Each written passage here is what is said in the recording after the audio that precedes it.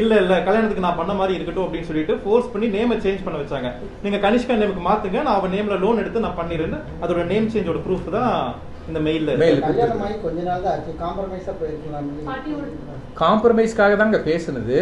இப்போ இருட்டுக்கடை வந்து ஃபோர்ஜரி பண்ணி அவங்க கைக்கு வந்துச்சுங்கிறது வெளியில வந்துருமாங்கிற ஒரு சூழ்நிலை வருது. அதனாலதான் வந்து அவங்க ரெண்டாவது பொண்ணுடைய இந்த பிரச்சனைகள் வெளியே வருது. இது முக்கியமான காரணம் பையன் வந்து வீட்டோட மாப்பிள்ளையா வரணுங்கிறது இவனுக்கு ப்ரெஷர் பண்ணியிருக்கிறாங்க. இந்த பிரச்சனை ஆனதுக்கு அப்புறம் தான் இதெல்லாம் வெளியில சொல்றான். வீட்டோட மாப்பிள்ளையா நீங்க வந்துருங்க அப்படிங்கறது கட்டாயப்படுத்தி அவன் வரமாட்டேன்னு சொன்னதுக்கு அப்புறம் தான் ப்ராப்ளம்ஸே ஸ்டார்ட் ஆகுது.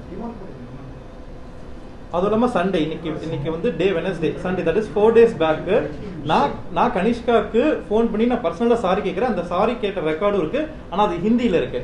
நான் சாரியும் கேட்கிறேன். ரீசன் என்ன, நான் காம்ப்ரமைஸ் ஓகே எந்த பிரச்சனையும் வேண்டாம் காம்ப்ரமைஸா போயிடலாம் அப்படிங்கிற ஒரு ரீசனுக்காக தான் நான் சாரி கேட்டேன். நான் கொன்னுருவேன் அப்படின்னு அடிச்சு துரத்தின ஒரு பொண்ணு கூட இவன் எப்படி கேஷுவலா பேச முடியும்? அதுதாங்க அதெல்லாம் வந்து பேஸ்லெஸ் அக்யூசேஷன்ஸ் தான் நான் சொல்லுவேன்.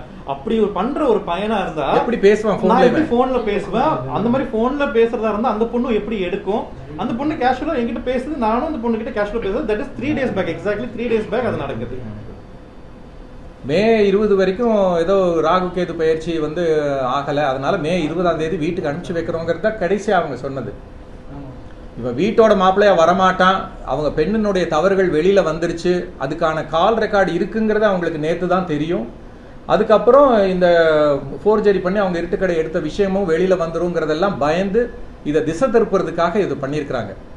இதை வந்து சீஃப் மினிஸ்டருக்கு செல்லுக்கு அனுப்பிச்சு ஏதோ எங்க குடும்பத்தினால பிரச்சனை அப்படின்னு எல்லாம் சீஃப் மினிஸ்டர் கையில இல்லாத அதிகாரம் எதுவுமே இல்லை. என்னுடைய குடும்பத்தை பத்தியும் விசாரிக்கட்டும், அவங்க குடும்ப பின்னணியும் விசாரிக்கட்டும் என்ன ஏதுன்னு. ஏன்னா இப்போ எல்லாமே வெட்ட வெளிச்சம் ஆயிடுச்சு. அதில் நான் வந்து அந்த மாதிரி செய்யக்கூடிய ஆளா, என்னுடைய பின்னணி என்ன, என்னுடைய பிஸ்னஸ் அல்லது என்னுடைய ப்ரொஃபஷனுடைய 30 வருஷ பாரம்பரியம் என்ன அப்படிங்கிறது எல்லாமே பார்க்கட்டும். நான் வந்து கோர்ட்லையும் சரி, கோர்ட் வக்கீல்கள் அமைப்புலையும் சரி பொறுப்பில் இருந்த ஆள் நான்.